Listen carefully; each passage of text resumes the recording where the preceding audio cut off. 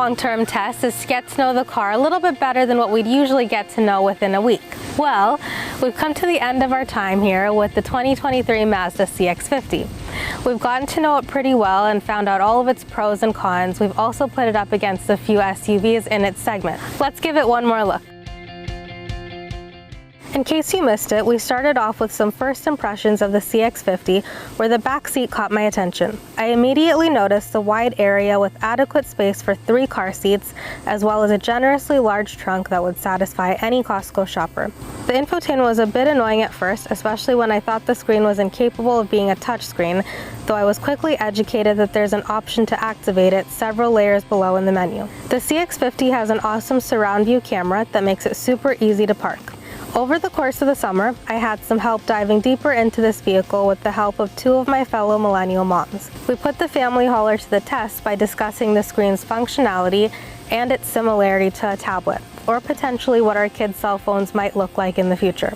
As Mazda intended, the dial in the center console has become more intuitive as the weeks pass, and I got accustomed to reaching for it instead of reaching out to the screen. The cargo space is a huge plus and can fit many variations of just about anything that a family of 5 can throw into it. Think bicycles, balloons, groceries, and more. The legroom in the back is pretty adequate unless you got someone tall driving in the front seat, in which case legroom becomes a little less. Only one of the front seats has a back pocket, which doesn't seem like a huge disadvantage, except for if you've got kids back there, you'll likely want a little bit more space to throw things into. You'd think that at this price point, another backseat pocket should be included. Over the past 3 months that we've had the CX-50, we've had the chance to compare it to a few other SUVs, like Mazda CX-5, as well as the Toyota Venza.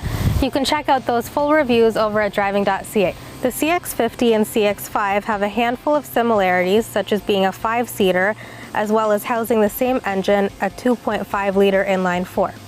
The CX-50 is slightly longer and wider, making it slightly easier to fit my car seats, while the CX-5 is taller and has a bit more headroom. While I do prefer the CX-50, the one thing I wish the CX-50 would copy from the CX-5 is the 40-20-40 split backseat. It's so practical for families that might need a bit of extra cargo space. We also compared the CX-50 to the 2022 Toyota Venza.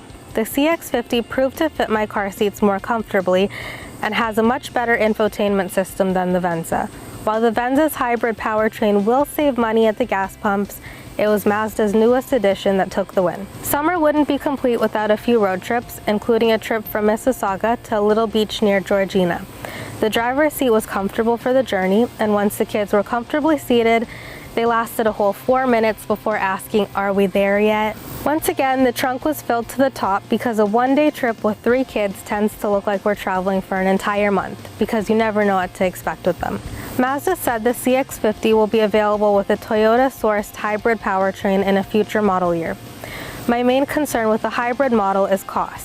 The base trim currently starts at $37,900, while this turbo trim is $45,350. The new Meridian edition that goes on sale this fall will start at $47,850, which has me wondering how much extra a hybrid powertrain could potentially cost.